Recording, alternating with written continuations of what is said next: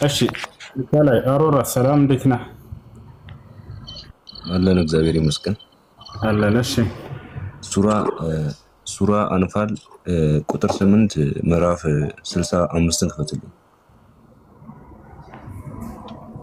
ሱራ አንፋል ቁጥር ስንት ነው ያልከው? ምዕራፍ 65 ነው 8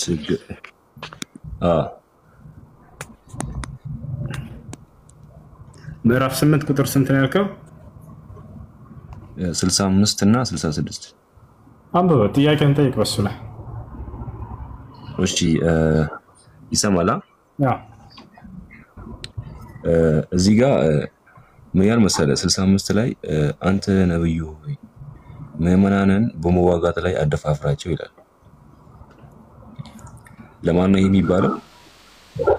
እሱ አንዴ ላቋርጥ ይቅርታ ጋር በመዋጋት ላይ አደፋፍራቸው።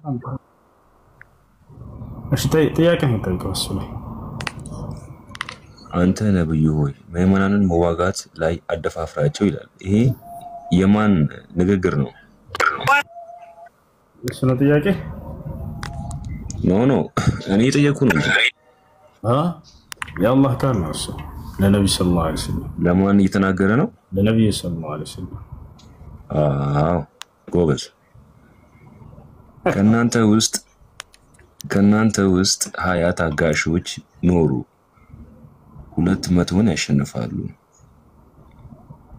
ከእናንተ 100 ቢኖሩ ከነዚያ ከካዱት እነሱ የማያውቁ ህዝቦች ስለሆኑ 1000 ያሸንፋሉ ይላል። ስለዚህ እዚህ ጋር ንግግሩ እየተካሄደ ያለው በእግዚአብሔርና በመልእክተኛው ነው ማለት ነው አይደል? ሲቀሺ ያዝልኝ ጅምጃ። ከዛም ያን መሰለ ቀጣይ ደግሞ አሁን አላህ ከእናንተ ላይ አቀለለላችሁ በእናንተም ውስጥም ድክመትን አሁን አወቀ ይላል። ማን ነው አወቀ ብሎ የተናገረው እዚህ ጋር? አላህ ራሱ ነው ለጥሪ አላህ ራሱ ነው ያለው። ለራሱ ስለዚህ ራሱን የተዋጋው ማለት ነው። ራሱን የተዋጋው አይደለም። ራስ ተዋጋ የሚል ተናገረው አላህ ነው ተናገረው። እንዴት ማለት እዚህ ጋር እኮ ራሱን የተዋጋ የሚል የለም ቃሉ ላይ። ከየት ያመጣው? እሺ ለማን ነው እንደዚህ እያለ የነበረው መጀመሪያ እዚህ ጋር? ለነብዩ ሰለላሁ ዐለይሂ ወሰለም 65 ላይ ለነብዩ ሰለላሁ ዐለይሂ ወሰለም። ሲቀጥልስ አሁን አላህ ከእናንተ ላይ አቀለለው የሚለው ማን ነው እንደዚህ የሚለው? አላህ ራሱ። الآن خفف الله عنكم وعلم أن فيكم ضعفا. አሁን አላህ ከእናንተ ላይ አቀለለው የሚለው ራሱን በራሱ ነው? ራሱ እየተናገረ ያለው አላህ ነው። እንዴት ራሱ ሊሆን ይችላል? ነው እኮ እንዴት ነው እኮ ራሱ እየተናገረ ያለው ማለት ነው። ይሄን ግን ማን እየተናገረ ያለው ነው አይደል? ጥያቄ አላህ ነው እየተናገረ ያለው እኮ ይኸው አሁን አላህ ነው ማለት ነው። አላህ ከእናንተ ላይ አንዴ አላህ ራሱ ይናገራል። ልክ ለምሳሌ እንድትረዳው መጽሐፍ ላይ ማስረጃ እንድትረዳው ከሰማይ ከወረደው በቀር በሰማይ የሚኖር ማንም የለም እርሱም በሰማይ የሚኖረው የሰው ልጅ ነው እያለ የሚናገረው ማን ነው? ስለማን ነው እየተናገረ ያለው? ተናጋሪው ማን ነው? አሮራም የተናንሰ ተናጋሪው ማን ነው? ስማ አረፍተ ነገሩን በደንብ አስተውል። ተናጋሪው ማን ነው ነው የተባልከው? ከሰማይ ከወረደው በቀር የሚናገረው ተናጋሪው ማን ነው?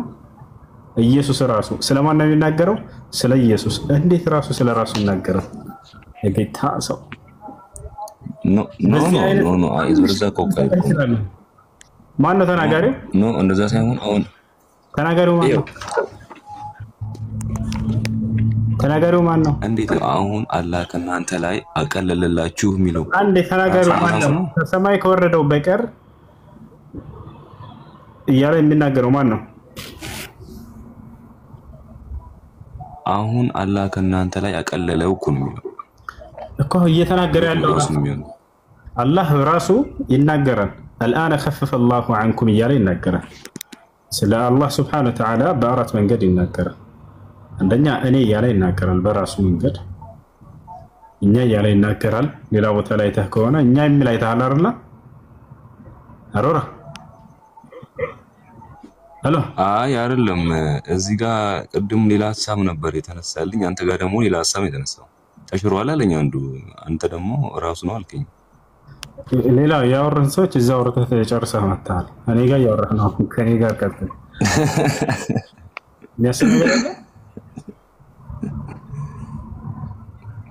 አመሰግናለሁ።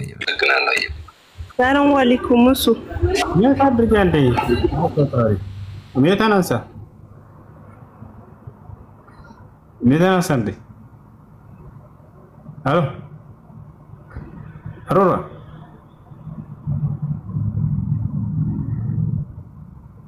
አሮራ ከማውራት አልፈልግም። ሚተርዝ እሺ አሁን አውሪ ሀቢባ። እሺ ሰላም አለይኩም። አለይኩም ሰላም። አንድ የሆነ ነገር ላስቸግር ነበር። እሱ ምንድነው?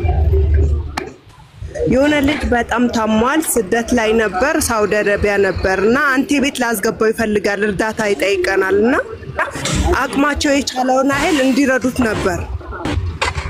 ከሳውዲ አረቢያ ታስሮ 2014 እሺ ሚኪ ሰላም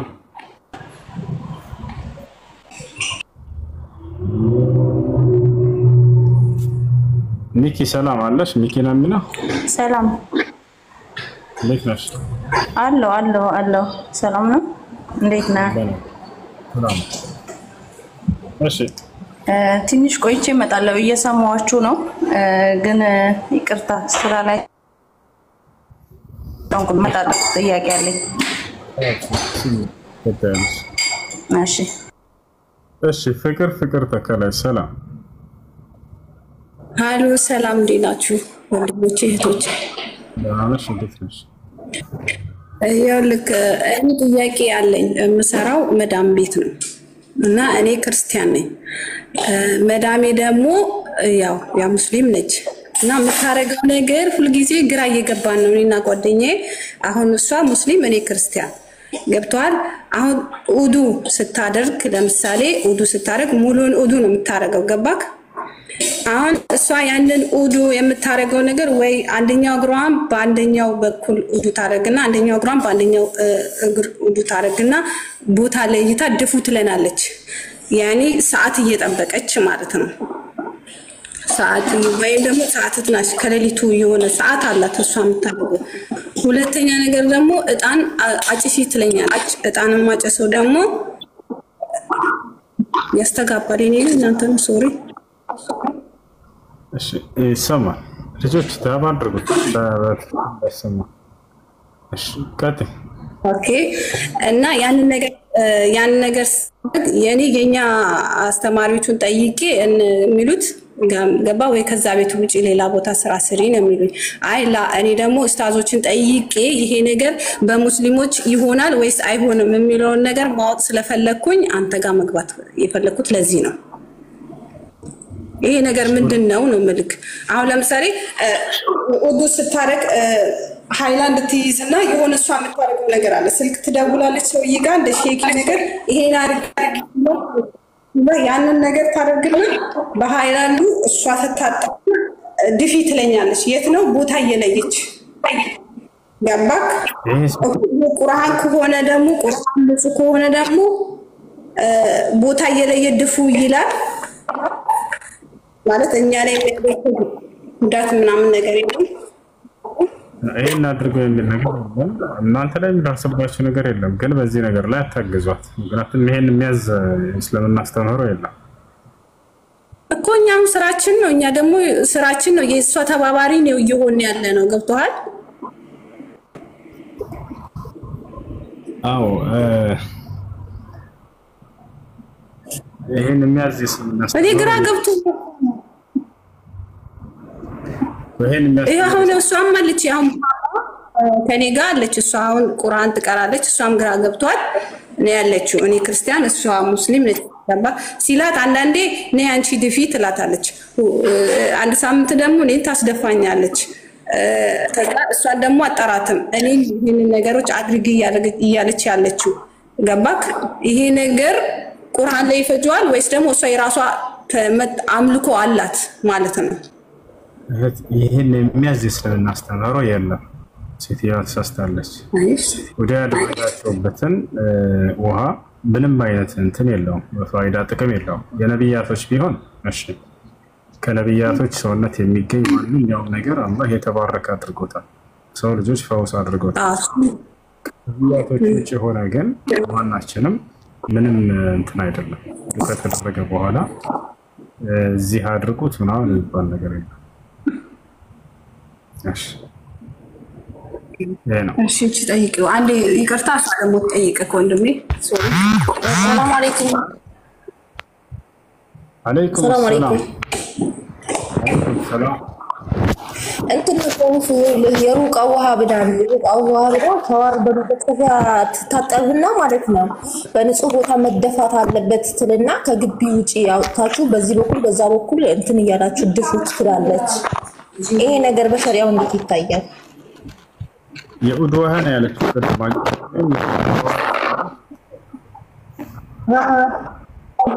እንትን አንዳንዴ በሃይላንድ ቁርአን ትቀራና እግሯን በደረጃ ላይ ታደርጋ በዚህ በኩል እዱ ያደረኩኝ ነው ብላ እግሯ ብቻ ትታጠባለች አንዳንዴ ሲላት የቁርአን ውሃ ነው ትልና ወጥቶስና ከግቢ ውጪ አስፋልት ላይ ድፉት ትላለች ችግር የለውም የትኛውን ቦታ ቢደፋ ችግር የለውም ማለት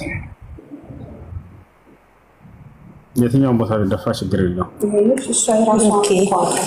እሺ እኛ ያው እሺ ብለን ብንደፋ ምንም ችግር የሚያመጣብን ነገር የለም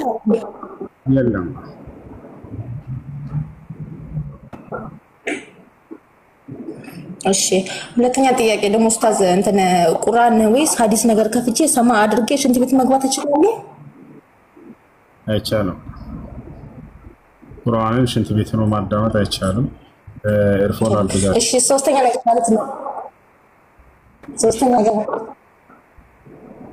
ሶስተኛ ነገር ማለት ነው እንትን የልደት ብሎ የተሰራ ነገር መብላት ይቻላል ይፈቀዳል አይፈቀድም ልደት አልታዘዝንም በቁርአንም በሐዲስም ላይ እሱን አስመልክቶ የተሰራ ምግብ መብላት አይቻልም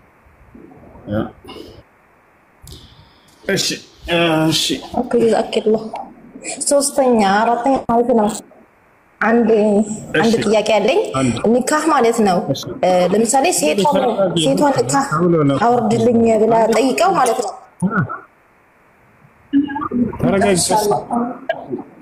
አንድ ጥያቄ ነበርኝ ተረጋጊ በፈጠረሽ لا حول ولا قوه الا بالله ዮኒ ናግባ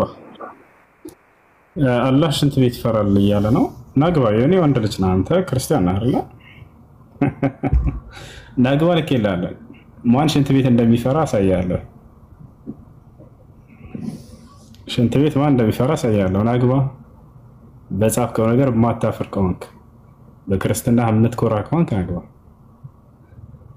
አትገባም ማለት በቃታችሁ ነህ ተማር ጥቅሱን ላሳየህ እግዚአብሔር ሽንት ቤት ይፈራል እግዚአብሔር ሽንት ቤት ይፈራል እግዚአብሔር መጽሐፍ ቅዱስ ላይ ምን አለ ለክርስቲያኖች ሆይ ከሰፈር ወጣችሁ ካካ መካከት ብትፈልጉ አለ መቆፈሪያ ይዛችሁ ሄዱ አለ ከዚያም ከካካችሁ በኋላ ቆፍራችሁ ቅበሩት ምክንያቱም እኔ ሰፈር ለሰፈር ስለምዘዋወር እርኩስ ነገር አይቼ እንዳልመለስ እዛኔ አልባረከም ካየሁት እያለ ይናገራል ካካ ይፈራል እግዚአብሔር ባንተ አረዳድ ማለት ነው ባንተ ንግግር ልምጣለሁ እና መጽሐፍ ቅዱስ ላይ ላሳይህ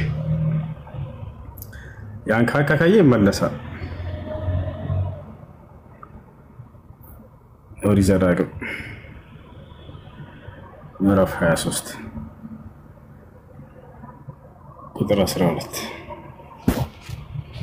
እና ያ መጽሐፍ ነው ምን አለ እግዚአብሔር ወደ ሜዳም ተወጣበት ዘንድ ከሰፈርህ ውጭ ቦታ ይሆንልህ ከመሳሪያህም ጋር መቆፈሪያ ያዝ በሜዳም በተቀመጥክ ጊዜ ትመስበታለህ ዞረህም ከአንተ የወጣውን በአፈር ትከድነዋለህ አለ ከአንተ የወጣውን በአፈር ትከድነዋለህ ጋር መቆፈሪያ ያዝ ከዛ ቀጥሎ ምን አለ አምላክህ እግዚአብሔር ሊያድንህ ጠላቶችህንም በእጅ አሳልፎ ሊሰጥህ በሰፈርህ መካከል ይሄዳልና ስለዚህ ነውረኛ ነገር እንዳይብህ ፊቱንም ከአንተ እንዳይመልስብህ ሰፈርህ የተቀደሰ ይሁን አለ ከአንተ የሚወጣውን በአፈር መክደን አለብህ ምክንያቱም ያን ካየ እግዚአብሔር ይመለሳል ሳይባርክህ የጌታ ሰው እሺ ጥያቄ አለ ይቀጥል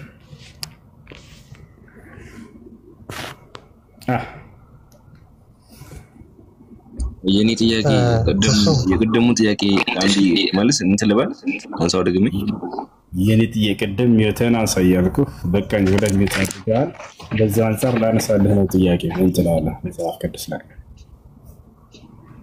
እሺ ለካለኛ ልጠይቅህ አሁን ትጠይቃለህ ቅድም በዚያው አንፃር ላንሳልህ ስለ ጊዜ ሚውት አድርገሃል መጽሐፍ ቅዱስ ላይ ላንሳልህ እኔ ልጠይቅህ የመጨረሻ ጥያቄ ነች ከተመለሰችልኝ እወጣለሁ ቅድም ስለጠየቅ በዚያው አንፃር አንድ ጥያቄ ተጠይቅ አትፈር በክርስትና አብሽር መልስ ድፈርሽ በል አረ ለምን እንጂ እዚህ ጋር እኮ ቢፎርና አፍተር የሚል ነገር ስላለ ነው እንደሱ ከሆነ አንድ ጥያቄ ልጠይቅህ አንተ መልሳል እሺ እኔ ልጠይቅህ እንጂ አንተ ለምን ፈራ እኔ ልጠይቅህ እኔማ ሳልፈራ ቅድም መለስኩልህ አንተ ደግሞ ማታፈር ከሆንክ በክርስትና አንድ ጥያቄ ልጠይቅህ ያልተስኩማ ተፈራለህ እኔ ልጠይቅህ ስለተፈራ አይዞህ እሱም በተግባር አየነው ቆይ ጥያቄው ምን መሰለህ ወንድ ልጅ ታመልካለህ አታመልክም እኔ ልጠይቅህና ትጠይቀኛለህ አልኩህ ወንድ ልጅ ታመልካለህ አታመልክም እዚህ ጥያቄ ልጠይቅህ ወንድ ልጅ ታመልካለህ አያሱ ያሸንፋሉ ብሎ ተሸንፎ ሲመጡ ያሸንፋሉ ብሎ ያሸንፋሉ ብሎ ተናግረው ተሸንፎ ሲመጡ ወንድ ልጅ ተሸነፉ ነው ወይስ መጀመሪያ ነው ማወቅ ያለበት ወንድ ልጅ ታመልካለህ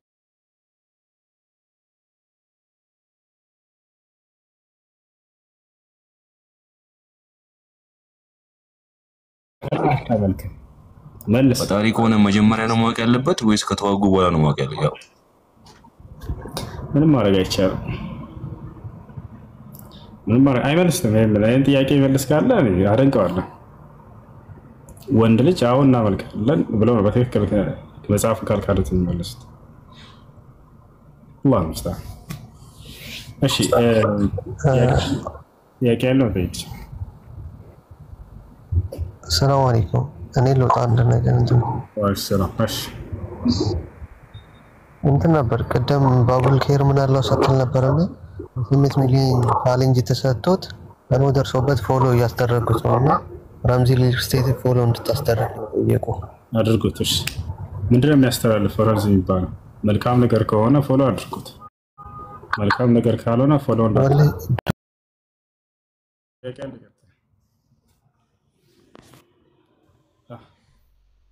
السلام عليكم ورحمة الله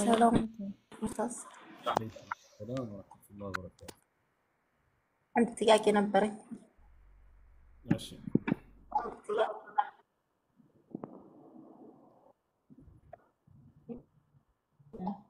እሺ ኒካህ ማለት ነው አንድ በምስል ማለት ነው አንድ ቤት ፈታውሽ ካላት ሶስት ይወርዳል ምን አልሽ በአንድ በሚስል ማለት ነው በአንዴ በሶስት ፈትቼሻለሁ ካላት ሶስቱም ኒካህ ይወርዳል በአንድ ቃል ሶስት ጊዜ ፈትቼሻለሁ ነው ወይንስ እያለያየ ፈትቼሻለሁ አሁን ፈትቼሻለሁ ነው ያለው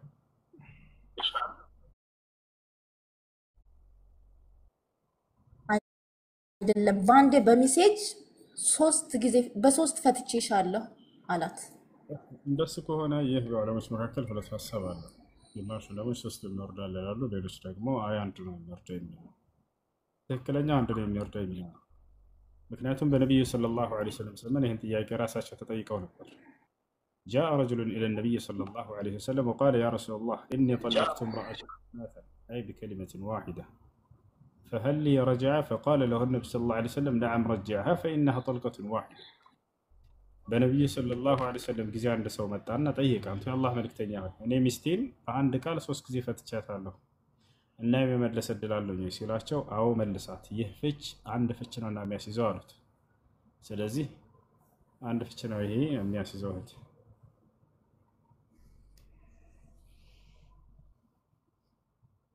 እሺ ሌላ ጥያቄ?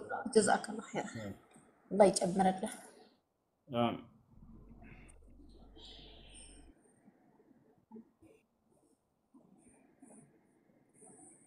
ጥያቄ ያለኝ ኡስታዝ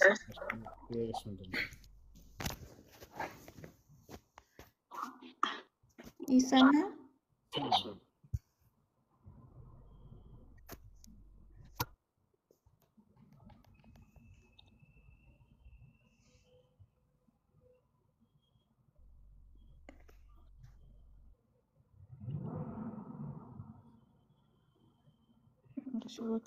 ይሰማል ኡስታዝ? እሺ ከላይ እውነተኛው ሰላም ሰላም ነው። ሁሱ እንዴት ነህ? አለ ደህና ነህ? እግዚአብሔር ይመስገን። እሺ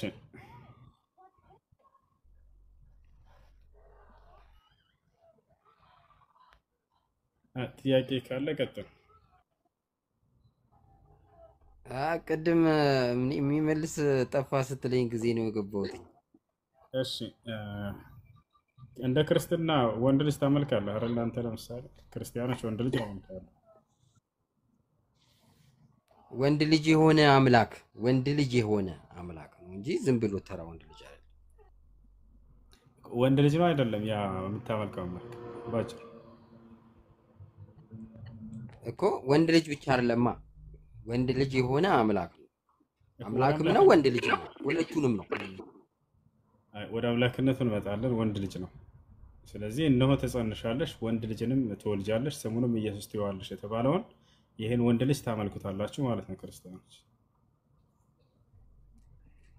አዎ በዚህ ባልከው መሰረት እንደዛ የተወለደውን እናመልኩታለን። እሱስ ማንን ነበር ቅዱስ የተወለደው? እሱስ ማንን ነበር የሚያመልከው? ለሱ አምላክ ነበረው አይደለ? ለዚህ ነው እንጂ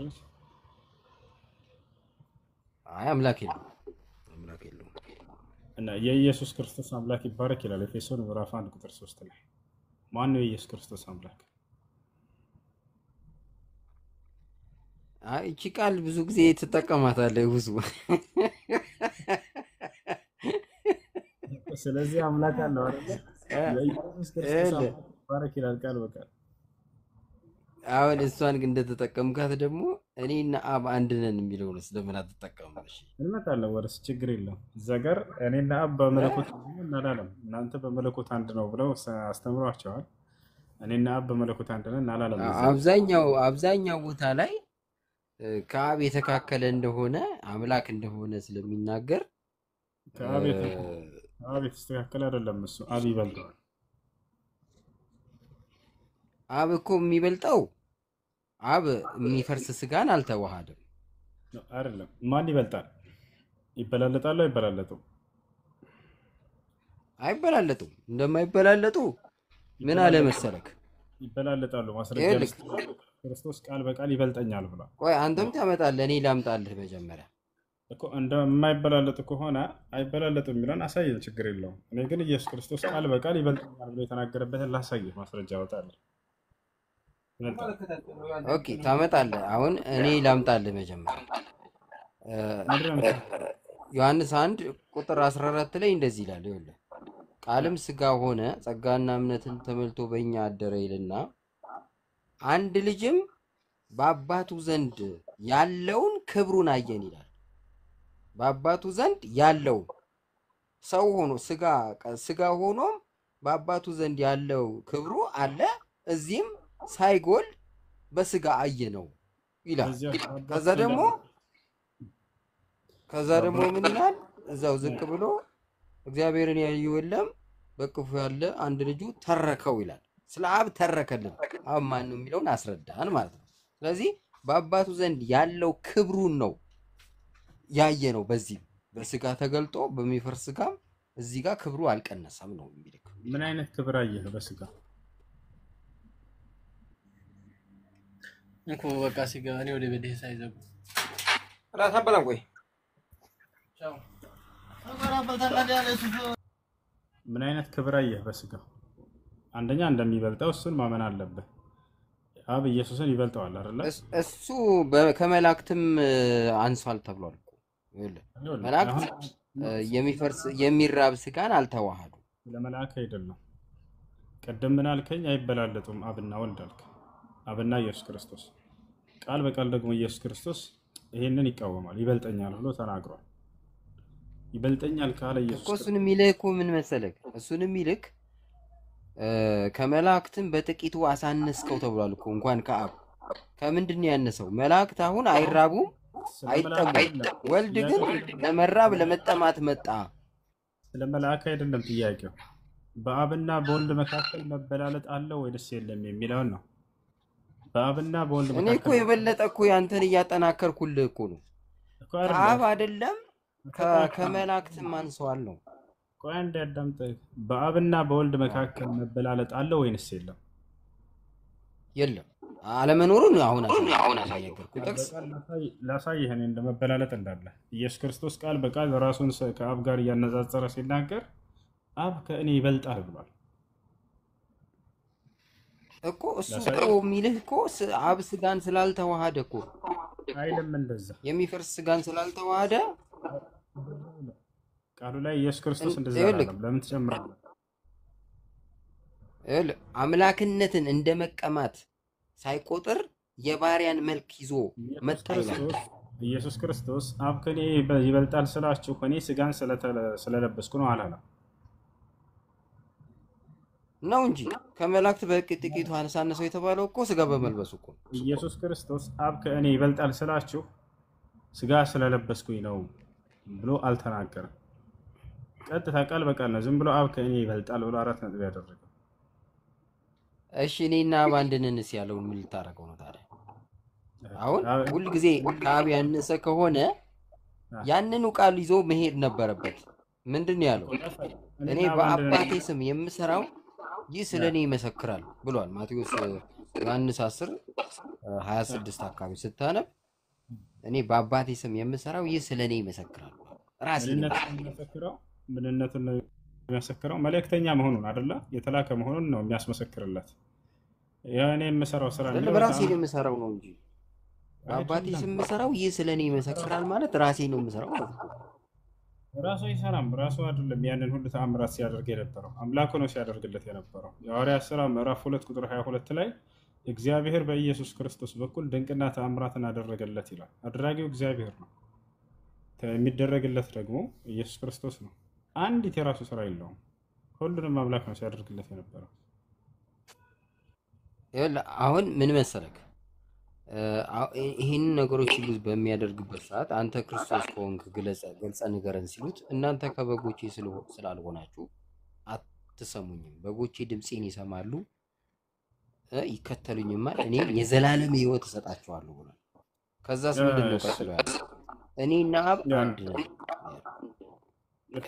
አንድነቱ ከዛ ምን አሉት? አንዴ ቆይ አዳምጥ እንጂ በአምላክነት ነው። አብም አምላክ ነው፣ ወልድም አምላክ ነው። በአምላክነት አንበላለጥም፣ አይበልጠኝም ማለት ነው አይልም። እንደዛ ቃሉ ላይ እንደዛ አይልም። በአምላክነት ነው አንድነት አንድ ነን ያለው። ያማ ይኸውልህ አይሁድ ያገብቷቸው እንዴት ነው አንተ ራስን ከአብ ጋር የምታስተካክለው ብለው ሊወግሩት ሲነሱ ስለምን ትወግሩኛላችሁ? ራስህን ከአብ ጋር ስለማስተካከል ነው ብለው አሉት ይላል። እንዴ እኔ አማልክት አልኩ ያልኳቸው የተባለ የለም ወይ? እንዴት ልጁ ታዲያ ይህን ስላለ ይደንቃችኋል ነው ያላቸው። መልሶላቸዋል። እነሱ አይሁዶች ሆነ የሚቆራረጥ ነገር አለ።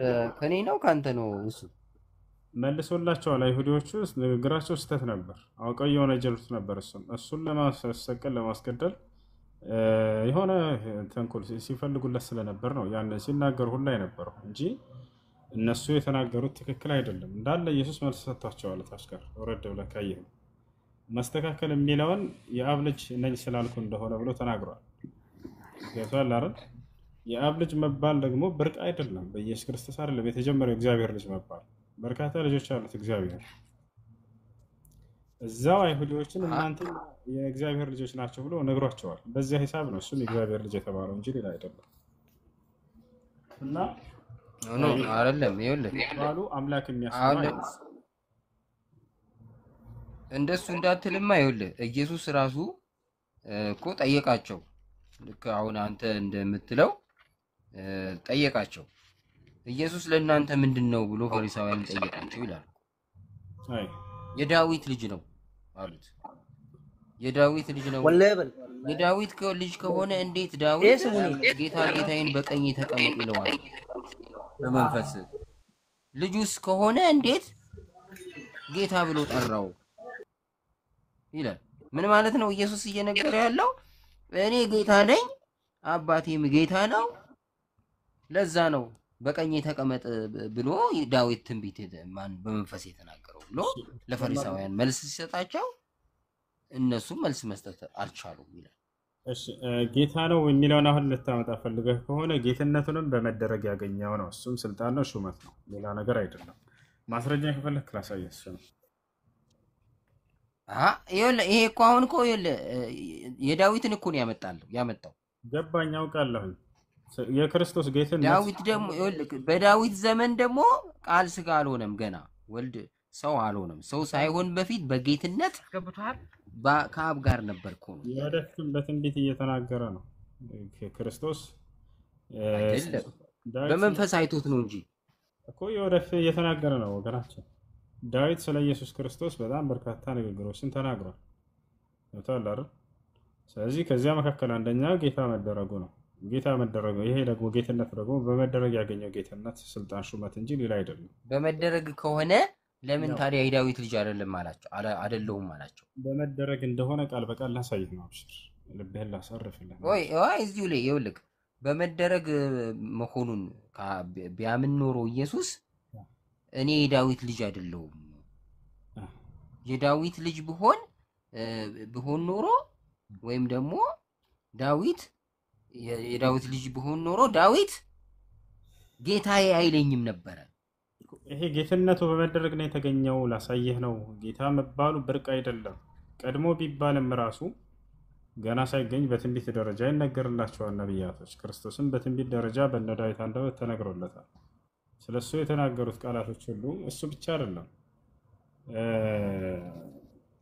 እንትናም ተናግራለች፣ ኤልሳቤጥም ተናግራለች በማርያም ሆድ ውስጥ ያለው አይደል እንዴ ገና ሳይወለድ። ስለዚህ ያን ሁሉ ጥቅልል አድርጎ ግን መጽሐፍ ቅዱስ በመደረግ ያገኘው ስልጣን ሹመት እንደሆነ አስቀምጦታል። እኔና አሁን ላሳየህ መጽሐፍ ቅዱስ ላይ የክርስቶስ ጌትነት በመደረግ የተገኘ የስልጣን የሹመት ጌትነት ነው። ያ ማለት ፍጡር መሆኑን የሚያሳይ ነው። ፍጡር መሆኑን የሚያሳይ ነው። አንዴ ከላይ ሻራ የሚሳል ብሏል። ወደዛ ከመሄዳችን በፊት አንዴ ላሳያችሁ የክርስቶስ ጌትነት። ያው እንግዲህ ይህን እናንተ የሰቀላችሁትን ኢየሱስን እግዚአብሔር ጌታም ክርስቶስን እንዳደረገው የእስራኤል ወገን ሁሉ በእርግጥ ይወቅላል።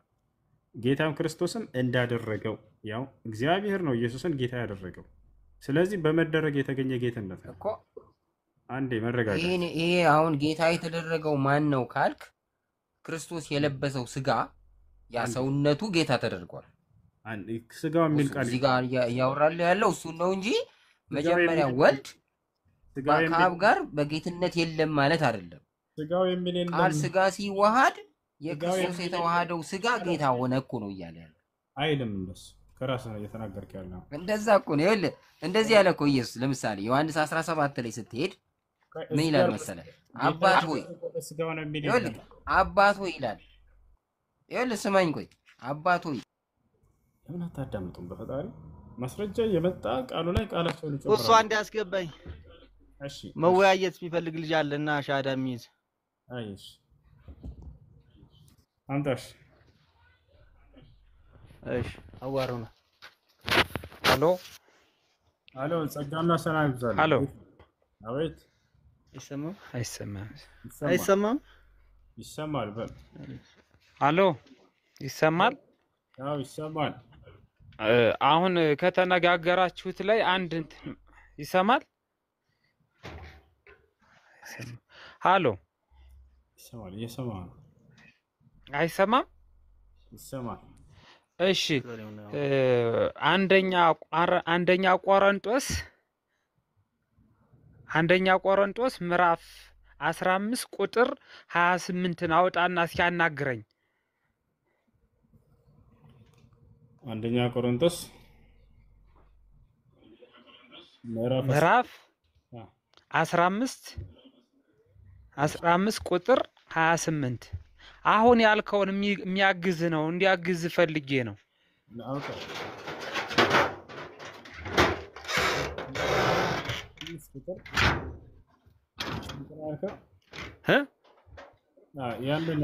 አንደኛ ቆሮንጦስ የተሰጠውን ስልጣን ሁሉ ምዕራፍ 15 ቁጥር 28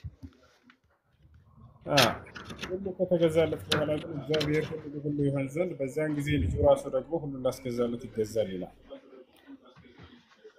አዎ እኩል እንዳልሆኑ የሚያሳይ ነው ይሄ አሁን እንዲያግዝ ፈልጌ ነው አስረዳው ለአሁኑ እሱን መስማት አልፈለገም እሱ የሆነ የተጫኑት ነገር አለ ያንን ብቻ ነው መተው የሚናገሩት አንዳንድ ልጆች አንዳንዴ ያመናችሁበት ነገር ስህተት ሊሆን ይችላል ወላ ሃሎ ማን ነው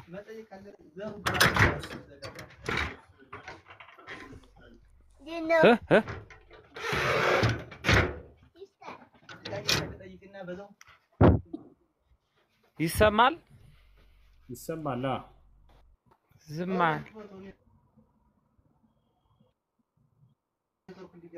ኦኬ ነው ልጆች አንዴ ታብ ማድረጋቸውን አታቋርጡ ምን ሆኖ ነው ዝም አለስ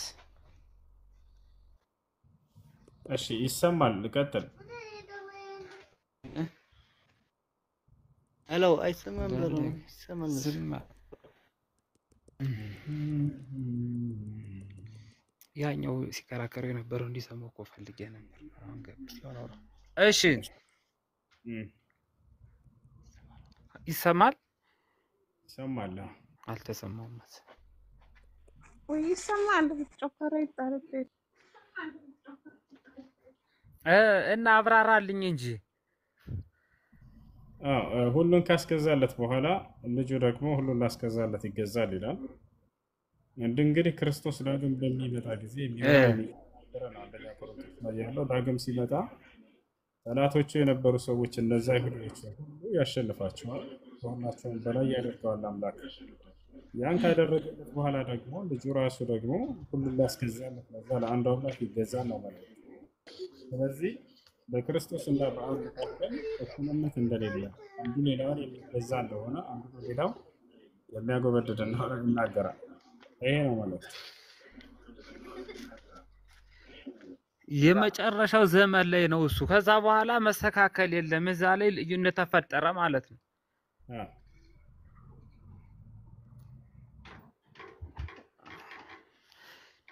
ግን ይቆረጣል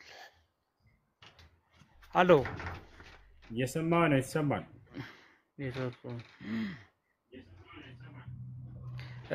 እና አሁን ከዚህ በፊት ከነበረው ዲቤት ጋር እንዴት ታገናኘዋለህ ይዛችሁት ከነበረው ርዕስ ጋር ያን የሚያጸና ነው ይሄ ለአንዱ አምላክ የሚገዛ እንደሆነ ለአንዱ አምላክ ያንን ጌትነቱን ስልጣን ያስረክብ እንደሆነ የሚናገር ነው ከላይ ከፍ ብላ አይተው ቁጥር 24 ላይ ምንድነው ጥያቄ ከልጠይቅ ወደ ላይ ከፍ ብሎ ቁጥር ጥያቄልኝ አላዘጋጀም ያን የተሰጠውን ስልጣን እንደሚያስረክብ ይናገራል ምን ይላል በትክክል በኋላም ይላል መጨረሻው ዘመን ላይ ማለት ነው በኋላም መንግስትን ለእግዚአብሔር ለአባቱ አስረክቦ በሰጠ ጊዜ አለቅነትንም ሁሉ ስልጣንን ሁሉ ኃይልንም በሻረ ጊዜ ፍጻሜ ይሆናል ይላል ይሄ የተናገረው ይሄ ሁሉ የሚገርምህ ነብያት ነው ተናግረው ዳግም በሚመጣ ጊዜ ላይ ሲሆን የዛኔ ሁሉም ጠላቶችን ሁሉ ከእግሩ በታች ያደርግበታል ማለት ነው ከእግሩ በታች ካደረገለት በኋላ የዛኔ ትውልድን ሁሉ ለዓለም ለአንድ ህዝብ ሁሉ ለአንድ አምላክ ለአላህ እንዲገዛ ያደርጋቸዋል ከዚያ በኋላ ፍጻሜ ይሆናል ኢየሱስ ክርስቶስ ያ የነበረው ስልጣን እንዳሸነፈ ስለዚህ አምላክ አንድ ነው ማለት ነው እኩልነት ሶስትነት ምናምን እንዲሁ ነው።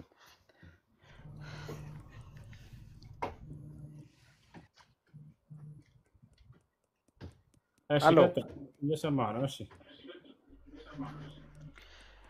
እና አይ ስትከራከሩ ቅድም ያነኛውን ለማስረዳት አቅም እንዲፈጥርልህ ብዬ ነው። እኔ እንትን አውቃለሁ ይሄን እዚህ 3 ዓመት በፊት ነው ማውቀው ባይብልም እንዲሁ በደንብ ነው ማውቅና እንደዚህ አይነት ነገር ልዩነት እንዳለ በማቴዎስ ወንጌል ምዕራፍ በዮሐንስ ወንጌል ምዕራፍ 17 ከቁጥር 1 ጀምሮም አለ ልዩነት የሚያሳይ እንደዚሁ እና ለሌሎች ግልጽ እንዲሆን ብዬ ነው እንዲያጠነክርልህ። ይሄ ምንም አይነት ማሻማያ የሌለው በስጋ ዘመኑ ነው የሚሉ ሰዎች ስላሉ በስጋ ዘመኑ ሳይሆን ስለመጨረሻው የሚናገረው ራሱ ይሄን እንደሚል ለማሳየት ነውና ለቀጣይ ይሄን ርዕስ ያዘው አጥብቀህ ዮሐንስ ወንጌል ምዕራፍ 17 ቁጥር 1 ጀምረህም እንደዛው ያገለግሉሃል። እንደዚህ እኩል ናቸው ምናምን የሚል ሰው ስታገኝ እንድትጠቀምበት ብዬ ነው። እሺ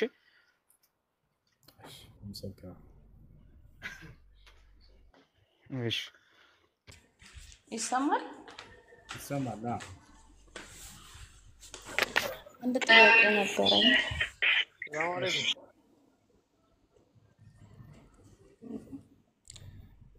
እስልምና የቀደምት የነቢያቶች እምነት ነው ካልን ይሰማል? ይሰማል። እስልምና የቀደምት ነቢያቶች እምነት ነው ካልን ነው ወይስ አይደለም? ነው። ኦኬ እንደዛ ካልን ቀደምት ነቢያቶች የነበሩት ነቢዩ መሐመድ ላይ ቁርአን ሳይወርድ በፊት በየትኛው መጽሐፍ ነበር የሚተዳደሩት? በኢንጂል ነው በፍርቃን? አምላክ በየዘመናቸው መጽሐፍ አውርዶላቸው ነበር። በዚያ መጽሐፍ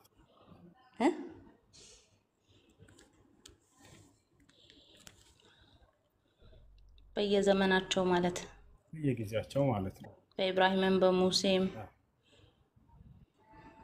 በየጊዜያቸው እኮ ያኔ አሁን እኮ ያው ነብዩ መሐመድ ቁርአን እሳቸው ላይ ነው የወረደው ተብሎ ነው በእስልምና የሚታመነው አይደለ? ስለዚህ በዛን ሰዓት በነ ያዕቆብ፣ በነ ኢብራሂም፣ በነ አብርሃም፣ በነ ይስሐቅ፣ በነ ሙሴ ዘመን የነበሩት እያንዳንዱ ድርጊቶች ዛሬ በቁርአን ላይ በነ ኢሳ በኢየሱስ ዘመን ማለት ነው ያኔ ኢሳ በሚባል ዘመን የነበሩ ታሪኮች ዛሬ ቁርአን ውስጥ አሉ።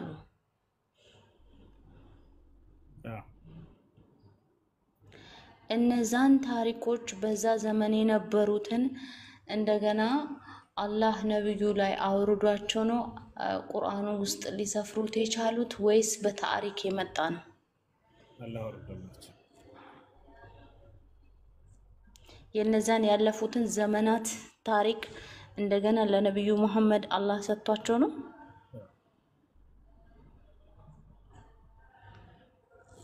እሺ ስለዚህ እሺ አሁን ወደ መጽሐፍ ቅዱስ ስንገባ ደግሞ እንደዚሁ የራሳቸው የሆነ ታሪክ ወይም ደግሞ የራሳቸው የሆነ ጊዜ አላቸው። አሁን የሙሴ ዘመን፣ የአብርሃም ዘመን፣ የይስሐቅ ያዕቆብ ዘመን የሚል ማለት ነው። እንዴት ይታያል ከቁርአን ጋር? በውስጡ ያለው እውነታዎች አሉ። እነዚያ እውነት ናቸው ብለን እናረጋግጣቸዋለን። በውስጡ ያለው እሺ ቁርአን ከመጽሐፍ ቅዱስ አልወሰደም ማለት እንችላለን? ቁርአን ከመጽሐፍ ቅዱስ ወስዷል ይባል ዘንድ ያ ቁርአን የወረደለትን አካል ማንበብንም ሆነ መጻፍንም አምላክ አላህ ቀድሞ መስጠት ነበር። ገብቶሻል? የትኛውንም መጽሐፍ እንዳታነብ አድርጌሃለሁኝ፣ ጽሑፍንም እንዳትጽፍ አድርጌሃለሁኝ፣ ከሌሎች መጽሐፍ ኮርጆ ነው የሚል ጥያቄ ሰዎች ስለሚያነሱ አምላክ አላህ ተናግሯል። ወማ ኩንተ ተትሉ ሚን ቀብሊሂ ሚን ኪታቢን ወላ ተኹጡሁ ቢየሚኒክ ኢዘን ለርተበ ልሙብጢሉን ይላል። ስለዚህ ነብዩ ሰለላሁ ዐለይሂ ወሰለም አንድን መጽሐፍ አንብበው አያውቁም። መለኮታዊ መጽሐፍ አንድን መጽሐፍን ጽፈው አያውቁም። እሺ ከቁርአንና ከመጽሐፍ ቅዱስ የትኛው ነበር መጀመሪያ የነበረው? እሺ ማወዳደር የምንችለው ሁለት ተመሳሳይ ነገራቶችን ነገር ነው። ሁለቱም ተመሳሳይ ነገራት ነው። ቁርአን ከአምላክ ዘንድ በቀጥታ ለነብዩ ሰለላሁ ዐለይሂ ወሰለም የመጣ ቃል ነው። አሁን እጃቸው ላይ ያለ መጽሐፍ ደግሞ ሰዎች በራሳቸው የጻፉት ጽሁፍ ነው። በዚያ ውስጥ የአምላክ ቃልን ቀላቅለዋል፣ የሰዎችም ቃልም አለ። ነገር ግን ሰዎች ናቸው የጻፉት። እነዚህ መጽሐፍ ወደ ማን ነው የሚጠጉት ብዬ ብጠይቅሽ የዮሐንስ ወንጌል፣ የማርቆስ ወንጌል፣ የሉቃስ ወንጌል፣ የማቴዎስ ወንጌል ነው የምታያቸው። ቁርአን የሙሐመድ ቁርአን ይባላል? ላ አይባልም። ቁርአን የአምላክ ቃል የአላህ መጽሐፍ ነው የሚባለው። ኪታቡላህ እየተባለ ይጠራል። የአላህ መጽሐፍ እና የሰዎችን መጽሐፍ ማነጻጸር ከመሰረቱ ስህተት ነው። እሺ ቆይ አይደለም። አሁን የማቴዎስ ወንጌል የዮሐንስ ወንጌል እኮ እነዚህ መጽሐፉን የጻፉት ሰዎች ወይም ደግሞ በዛ ዘመን የነበራቸው በራእይ የተገለጠላቸው ሰዎች ናቸው እንጂ የመጽሐፉ መጠሪያ እንትኖች አይደሉም። መጽሐፍ ቅዱስ ነው፣ የእግዚአብሔር ቃል ነው ተብሎ ነው የሚታመነው። ምክንያቱም አሁን ለምሳሌ በሙሴ ዘመን ለሙሴ ብዙ ተአምራቶችን ገልጾለታል። በአብርሃም ምንም እንደዛው ይስሐቅን እስከ መሰዋት ድረስ ብዙ ተአምርን እግዚአብሔር ገልጦለታል አይደል እንዴ? በዛን ዘመን የነበረ ነገር አብርሃም በራሱ ዘመን የነበረ ነገር ያስቀመጠ፣ ሙሴ በራሱ ዘመን የነበረን ያስቀመጠ፣ እንደዛውም ሐዋርያቶች ኢየሱስ ክርስቶስ ከተወለደ ወደዚህ ምድር ከመጣ በኋላም እንደዛው የራሷቸውን አስተዋጽኦ ያደረጉት ነው እንጂ የመጽሐፍ ቅዱስ መጠሪያ አይደሉም እነሱ። መጽሐፍ ቅዱስ ራሱን የቻለ ያኔ መጽሐፍ ቅዱስ ነው። አንደኛ አብርሃም በራሱ ጊዜ የሰራውን ያስቀምጣል። ፍልስፍና ነው። አብርሃም ጭራሽ እነዚህ መጽሐፎች ሲጻፉ የለም። ይሄ ታውቃለህ አይደል? አብርሃም እነዚህ መጽሐፎች ሲጻፉ የለም። ብሉይ ኪዳን ከሙሴ ጀምሮ የነበረ አብርሃም ከሙሴ በፊት የነበረ ሰው ነው። ስለዚህ አያውቀውም አብርሃም ይህ መጽሐፍ መጻፉን ራሱ። ሁለተኛ የኢየሱስ ክርስቶስ ደቀ መዛሙርት ተብሎ እንዲታሰብ እንግዲህ ኢየሱስ ክርስቶስ ስንት ደቀ መዛሙርት አለው? መልኩ 12 ደቀ መዛሙርት 12 አይዋ እነዚህ ናቸው ወንጌልን የጻፉት አይደለ? አይደለም፣ ስህተት ነው። ማርቆስ እና ሉቃስ ከ12 ደቀ መዛሙርት የሉበትም፣ አያውቃቸውም ኢየሱስ ክርስቶስ። ከዛ በኋላ ተነስተው ነው እነዚህ ሰዎች እንደናንተ የጻፉላችሁ። አይሻርና ከ12 የሉበትም። ከፈለግሽ 12ቱን አውጥቼ ላሳይሽ እችላለሁ። በእነዚያ መካከል ማርቆስ እና ሉቃስ የሉበትም። እሺ እስኪ ያሳየኝ።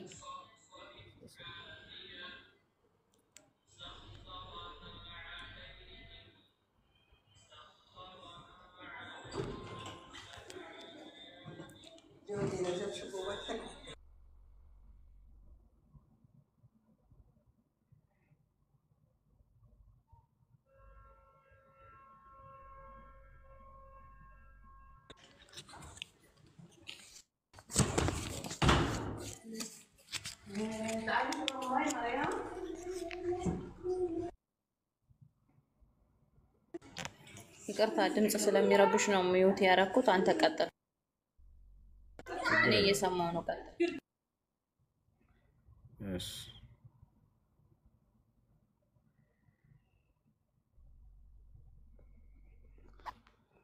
እሺ ያው እና እዚህ ጋር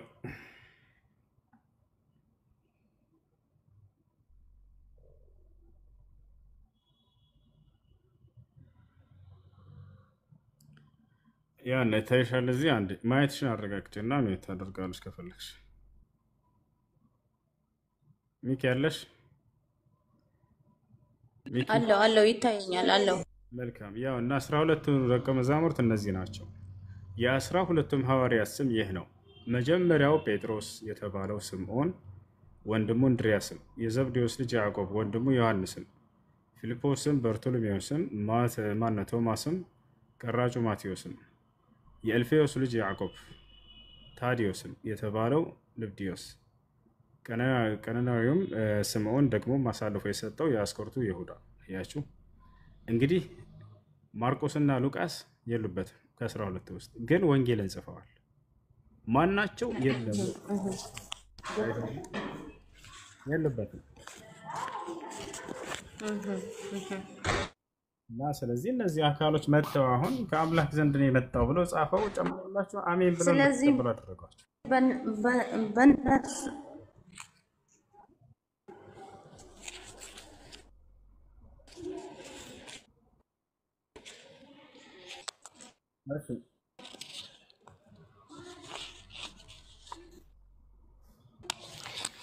እንድታምኑ ተብሎ የለም የሉበትም በዛም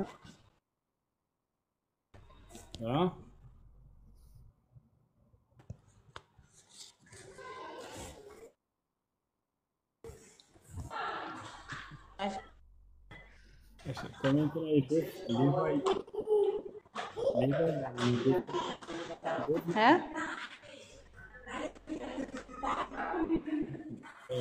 ኮሜንት ላይ ሚኪ የምትለው ልጅ ነበር ተቻላል።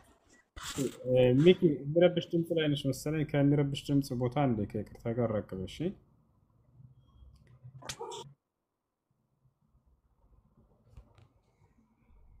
እሺ ኮሜንት ላይ ዴቭ ሌባ እያለ እየተሳደበ ነው። እኔ አይደለሁም ሌባ። ሌባ ማለት ከአምላክ ዘንድ ያልመጣን ቃል ከአምላክ ነው ብሎ ጨምሮ የጻፈላ አካል ነው። አላሁ ሙስተዓን። እሺ ሚ አለሽ? አሰላሙ አለይኩም። ወአለይኩም ሰላም ወራህመቱላህ። አለው ሌላ ድምፅ እየገባ ነው መሰለኝ። እኔ ልቀጥል?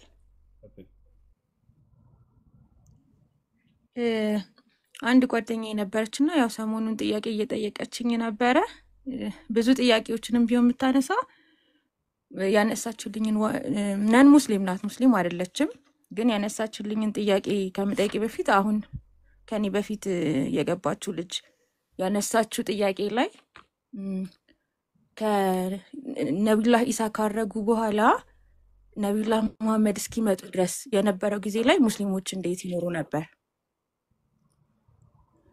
በቀረው በመለኮታዊ ቅሪት በውስጡ አንዱን አምላክ አላህን በብቸኝነት አምልኩ የሚለው እስካሁንም ድረስ አለ።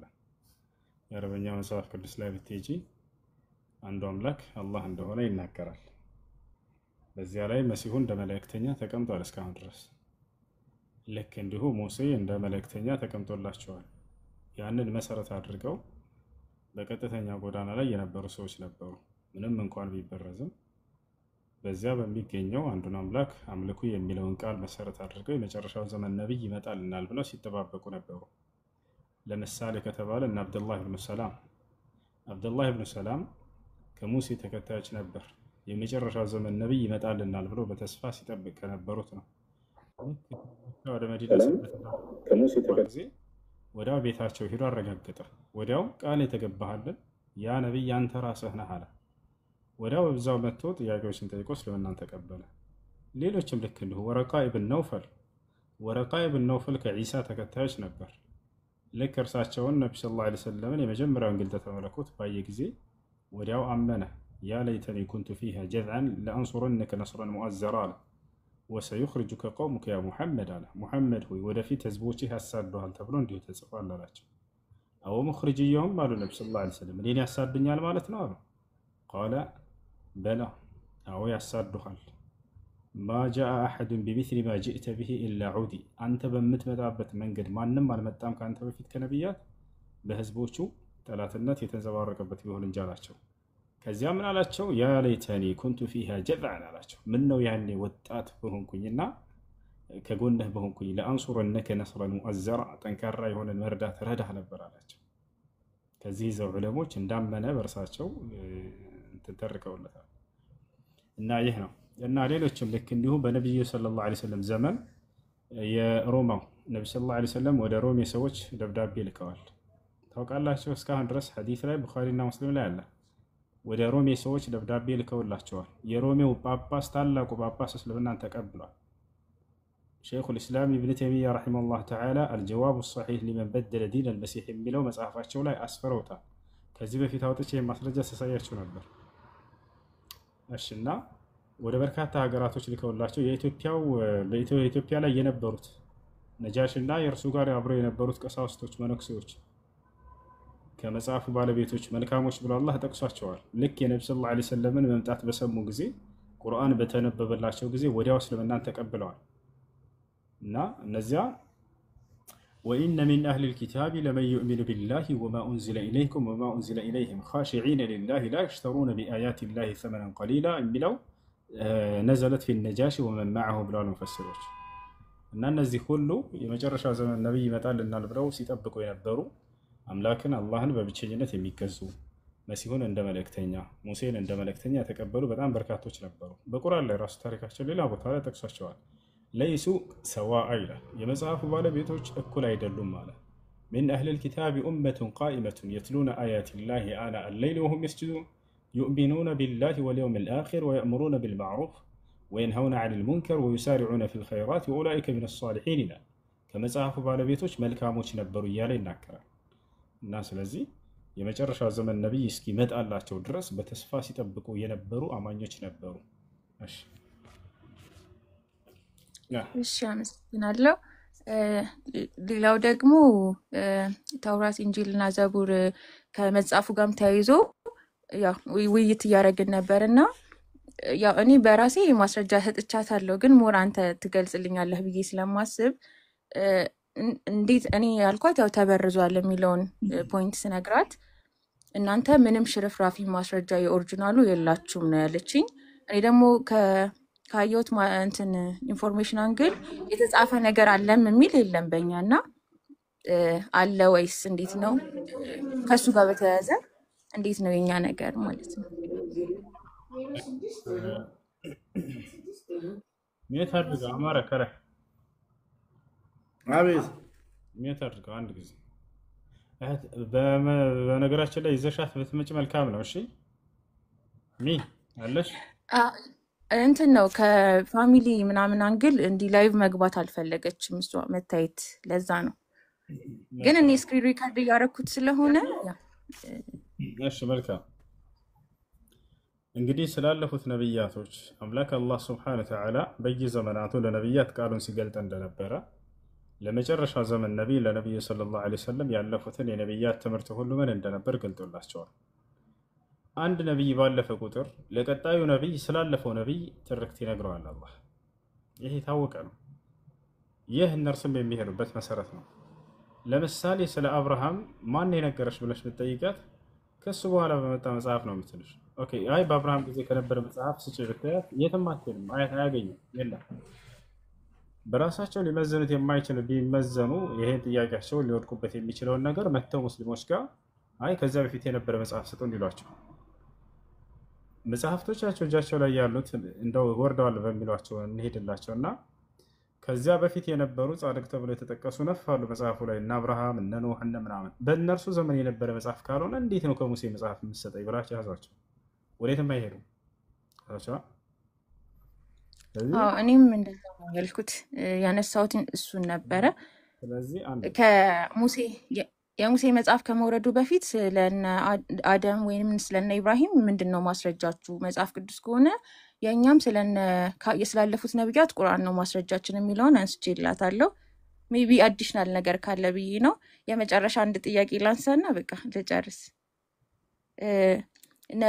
ስለ ነቢዩ መሐመድ ቁርአን ላይ ኃጢአት ይሰራሉ ወይስ አይሰሩም ብላ 1-3 ጥቅሶችን ጠቅሳልኛለች። ምናልባት ጥቅሶቹንም ካወካቸው ከዛ እንግል ትንሽ አብራራልኝ። ያነሳቻቸውን ጥቅሶች ልንገርህ ከፈለክ። አይሽ ማንሳት የምትፈልገውን ነገር ሱረቱል ፈትህ አንቀጽ 2 ላይ ነው ያነሳችው። አላህ ካለፈውም ከሚመጣውም ይለውን ዘበር ኃጢአትን ሰርተዋል የሚል የለም። ነብዩ ሰለላሁ ዐለይሂ ወሰለም ለከ አላሁ ማ ተቀደመ ሚን ዘንቢከ ወማ ተአኸር፣ ያለፈውንም የሚመጣውን ስተትህን አላህ ይምርልህ አላቸው። እዚህ ቦታ ላይ ይሄ የቁርአን አገላለጽ ነው። ሰርተዋል ወይ ኃጢአትን? ላ ሰርተው አይደለም። እንዲህ ኃጢአት ሰርተሃል ብሎ የተናገረባቸው አላህ ሱብሓነሁ ወተዓላ የለም።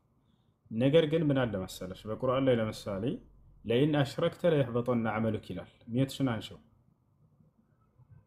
እሺ ብታጋራ ስራህን ሁሉ አብሰዋለሁ ሙሐመድ ይላቸዋል። እንዲህ አላቸው አጋርተዋል ማለት ነው?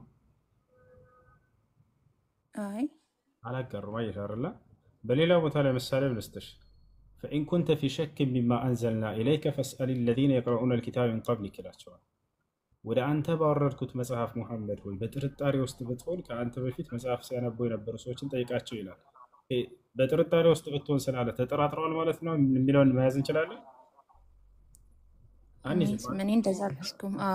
ልክ እንዲሁ ነብዩ ሰለላሁ ዐለይሂ ወሰለም ስህተት እያለ ሲናገራቸው ጊዜ አይ ተሳስተው ነው ማለት አይደለም። ነብዩ ሰለላሁ ዐለይሂ ወሰለም በቀን 70 ጊዜ ኢስቲግፋር አደርጋለሁ፣ በቀን 100 ጊዜ ኢስቲግፋር አደርጋለሁ ይላሉ። ኦኬ ኢስቲግፋር ያደረጉት 100 ኃጢአትን ሰርተው ነው ማለት ነው አይደለም? አይደለም። ይሄ ኢንፎርሜሽን። ስለዚህ ይህ የአላህ ስብሐነ እንደው ቢሰሩ እንኳን ነው ሐሳቡ ምንድነው? በጥቅሉ ቢሰሩ እንኳን ነብዩ ሰለላሁ ዐለይሂ ወሰለም ያንን አላህ ስብሐነ ወተዓላ ሊመርላቸው ቃል ገብቶላቸዋል። በሐዲስ ላይ እንዴት እንዳብራሩት ልንገርሽ። ነብዩ ሰለላሁ ዐለይሂ ወሰለም አምልኮን የሚሰሩት ኃጢአትን ሰርተው ለዛ ለኃጢአታቸው ማስተሰሪያ እንዳይመስላቸው እንደ ሌሎች ሰዎች እርሳቸው ደረጃቸው በዚያ ይጨመራል እንጂ የሆነ ኃጢአታቸው ምናምን የሚማርላቸው ምናምን አይነት ነገር አይደለም። ኃጢአት የለባቸውም። ለዚህ ማስረጃ ሐዲስ ላይ ተጠየቁ። ነብዩ ሰለላሁ ዐለይሂ ወሰለም እናታችን አይሻ ጠየቀቻቸው።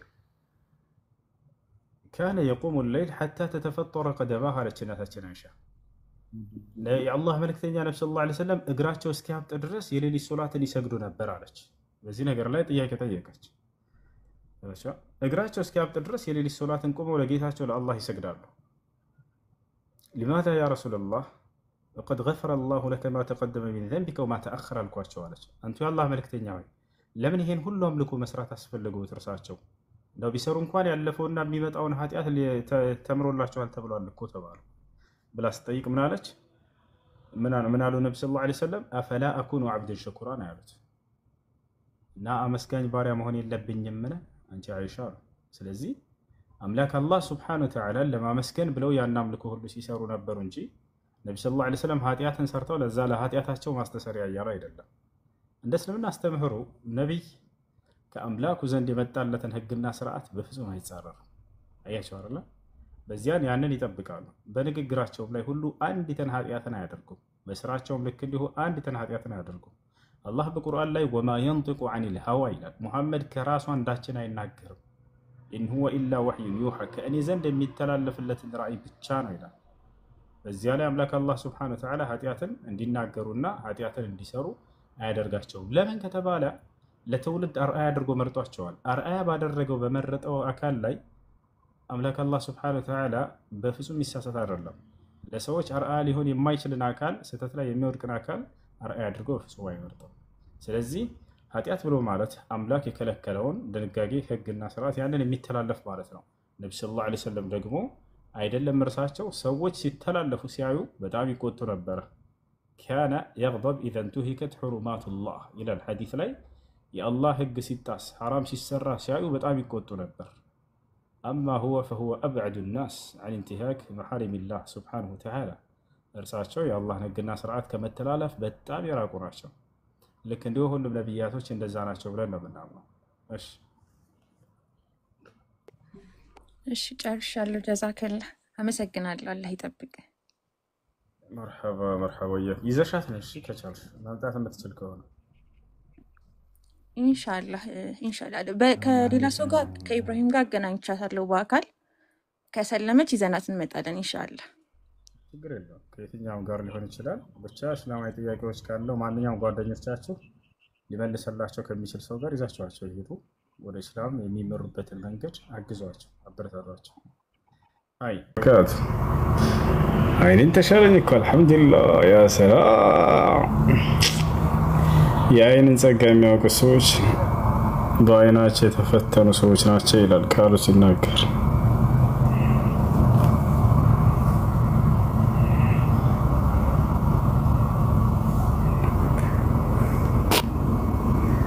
ቁርአን እንቀራለን። እሺ ባቡል ኸይር የምትሉት እስኪ ሆስት ላይ ካሉ እናስገባቸው። በውስጥ ላይ ካሉ እናስገባቸው እስኪ።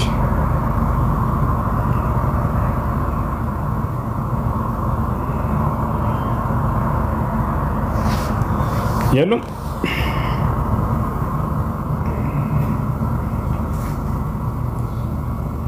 ምን ፕሮግራም አላቸው?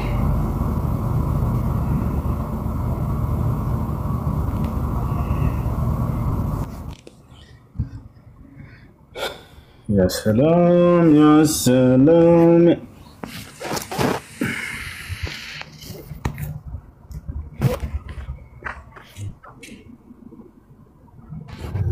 ሰላም አለይኩም ኡስታዝ። ወአለይኩም ሰላም። ወአለይኩም ሰላም።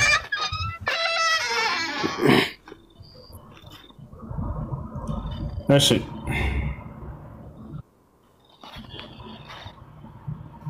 አንድ ጥያቄ ነበር ልጠይቅ።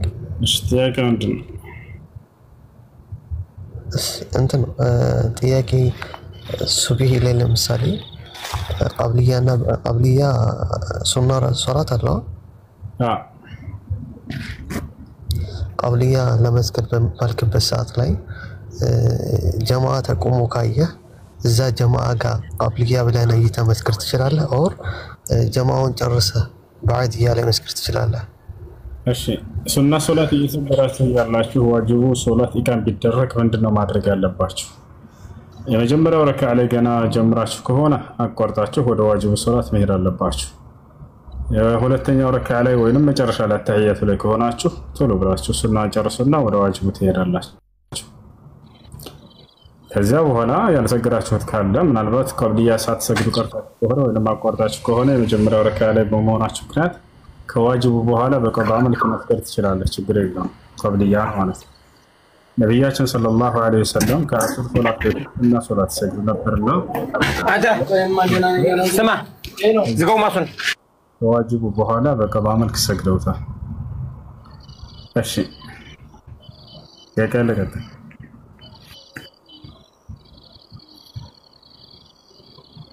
ሰላም አለይኩም ኡስታዝ። ሰላም ነው? አልሐምዱሊላህ አልሐምዱሊላህ። የሆነ ጥያቄ ነበረኝና መጠየቅ እችላለሁ? እና የኔ ጥያቄ ማለት ነው ባለቤቴ አረብ ሀገር ትኖራለች። ፈጠን አድርገው ወንድም።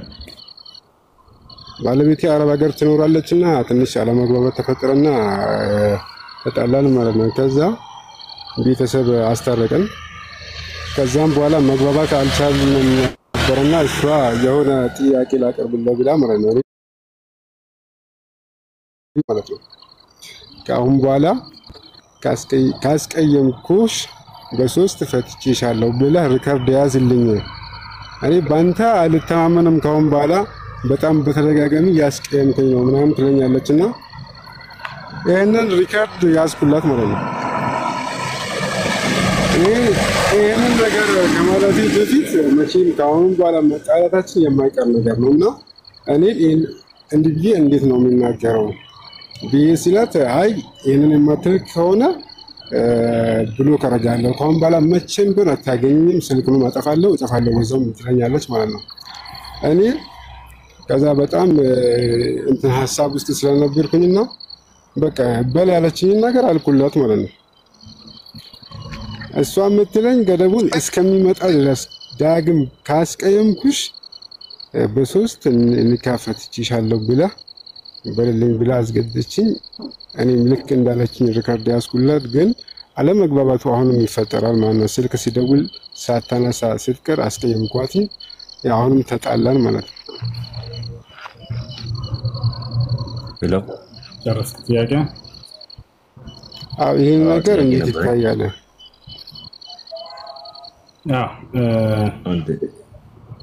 አንድ ያን ነገር አንተ ከውስጥ አምነህበት ነው ያልከው ወይስ በብዳህ ነው? ኖ አይደለም፣ አምኜበት አይደለም። አስገደደችኝ። ይሄ ነገር ማትል ከሆነ እጠፋለሁኝ፣ ዳግም እኔን ልታገኘኝ አትችልም። አይወርድም፣ ኒካህ አይወርድም አለች። ኒካህ አይወርድም። ሄሎ እና በጣም ጥሩ። እሺ አሁን ለሷ ግን ያው እሷ አብረን ባለንበት ትጠይቃለህ ምናምን ብላኝ ነበርና በጣም አመሰግናለሁ። ችግር የለውም፣ እሷ አያሳስብም። አይ መርሐባ